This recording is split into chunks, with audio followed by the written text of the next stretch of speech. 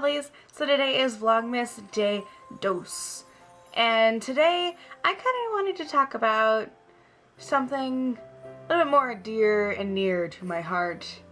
I've grown up practically learning that I need to count all my pennies and my dimes and my nickels and try and save as much as humanly possible.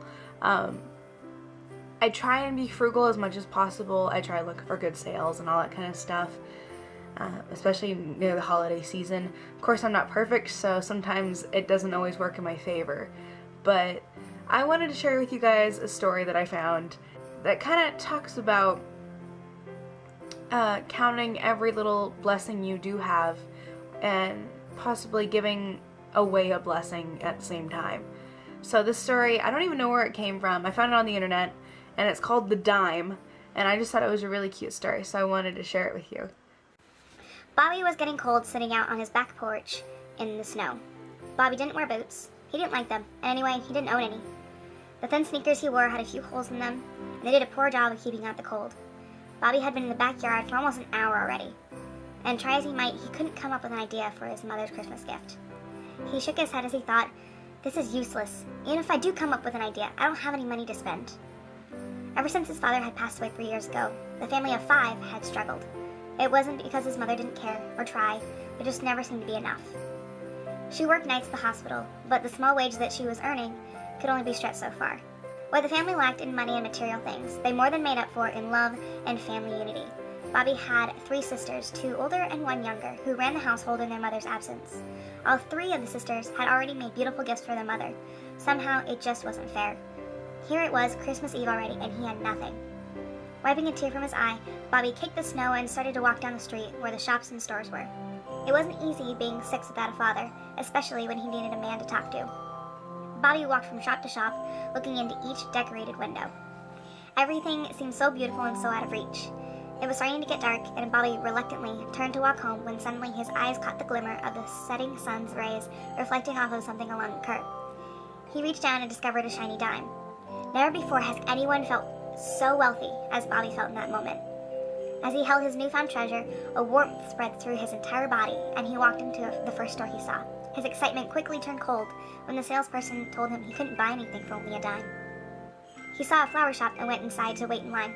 When the shop owner asked if he could help him, Bobby presented the dime and asked if he could buy 1 flower for his mother's Christmas gift. The shop owner looked at Bobby and looked at his 10-cent offering. Then he put his hand on Bobby's shoulder and said to him, "You just wait here, and I'll see what I can do for you." As Bobby waited, he looked at the beautiful flowers, and even though he was a boy, he could see why mothers and girls liked flowers. The sound of the door closing as the last customer left jolted Bobby back to reality. All alone in the shop, Bobby began to feel alone and afraid. Suddenly, the shop owner came out and moved to the counter. There before Bobby's eyes lay 12 long-stem red roses with leaves of green and tiny white flowers all tied together with a big silver bow. Bobby's heart sank as the owner picked them up and placed them gently in a long white box. "That'll be 10 cents, young man," the shop owner said, reaching out his hand for the dime. Slowly, Bobby moved his hand to give the man the dime. Could this be true? No one would give him a thing for a dime. Sensing the boy's reluctance, the shop owner added, "I just happened to have some roses on sale for 10 cents a dozen. Would you like them?" This time, Bobby did not hesitate, and when the man placed the long box in his hands, he knew it was true. Walking out the door that the owner was holding for Bobby, he heard the shopkeeper say, "Merry Christmas, son."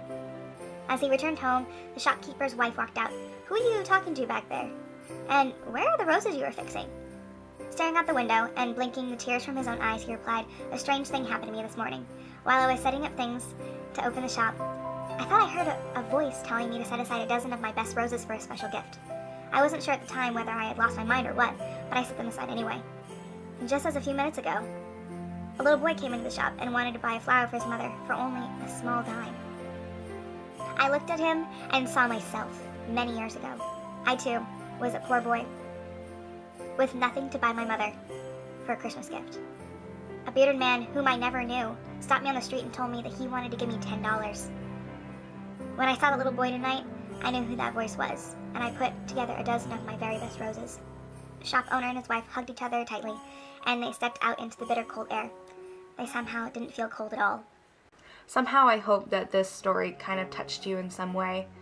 I know that in the past I actually found around $400 one time in the middle of a parking lot at a store, and it was around Christmas time.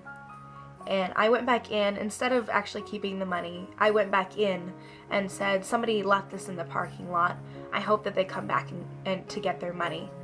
And sure enough, a few hours later, we got a call from the store manager that said, hey, the person came back for their money, and they wanted me to tell you thank you so much, that you blessed them, because that was all the money that they had for the Christmas season.